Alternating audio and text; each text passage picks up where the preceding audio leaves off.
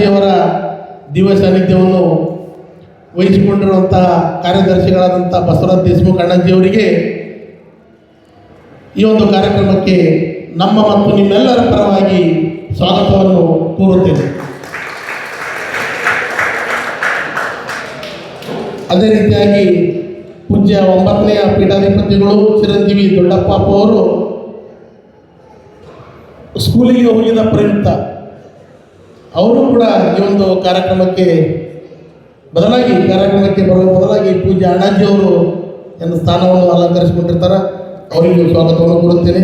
ಅದೇ ರೀತಿಯಾಗಿ ನಮ್ಮ ಕಲ್ಯಾಣ ಕರ್ನಾಟಕದ ಹೆಸರಿಗೆ ತಕ್ಕಂತೆ ಕಲ್ಯಾಣ ಕರ್ನಾಟಕದಲ್ಲಿ ನಡೆದಾಡುವ ಅಣ್ಣ ಬಸವಣ್ಣ ಅಂತ ಹೆಸರಿಗೆ ತಕ್ಕಂತೆ ಈ ನಮ್ಮ ಮಾಜಿ ಸಂಸದರು, ನಮ್ಮ ಮಾರ್ಗದರ್ಶಕರು 1998ರಿಂದ ಅವರ ಒಂದು ಛತ್ರಛಾಯದಲ್ಲಿ ಅವರ ಮಾರ್ಗದರ್ಶನದಲ್ಲಿ ಸಮಾಜ ಸೇವೆ ಧರ್ಮ ಸೇವೆ ಮಾಡುತ್ತಾ ಬಂದಿರುತ್ತೇವೆ.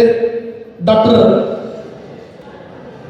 ಬಸವರಾಜ್ ಪಾಟೀಲ್ ಸೇಡಂಜಿ ಅವರಿಗೂ ಕೂಡ ನಿಮ್ಮೆಲ್ಲರ ಪರವಾಗಿ ಈ ಒಂದು ಕಾರ್ಯಕ್ರಮಕ್ಕೆ ಹಾರ್ದಿಕ ಸ್ವಾಗತವನ್ನು ಕೋರುತ್ತೇನೆ. ಅದೇ ರೀತಿಯಾಗಿ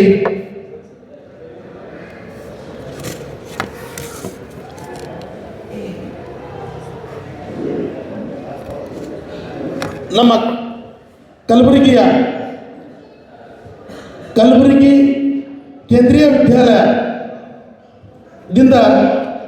ನಮ್ಮ ಪ್ರೊಫೆಸರ್ ಬಸವರಾಜ್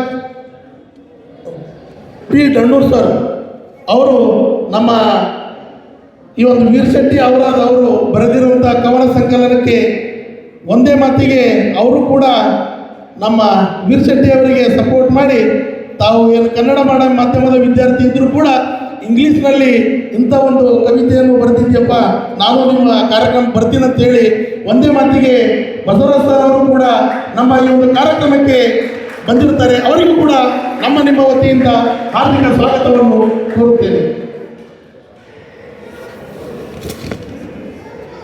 ಅದೇ ರೀತಿಯಾಗಿ ಮುಖ್ಯ ಅತಿಥಿಗಳಾಗಿ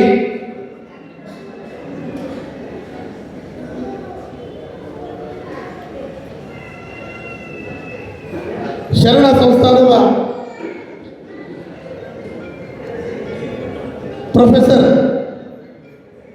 ಸುಮಂಗಲಾ ರೆಡ್ಡಿ ಅಕ್ಕಾಜಿಯವರು ಕೂಡ ಆಗಮಿಸುತ್ತಾರೆ. ಅವರಿಗೂ ಕೂಡ ನಿಮ್ಮೆಲ್ಲರ ಪರವಾಗಿ ಹಾರ್ದಿಕ ಸ್ವಾಗತವನ್ನು ಕೋರುತ್ತೇನೆ.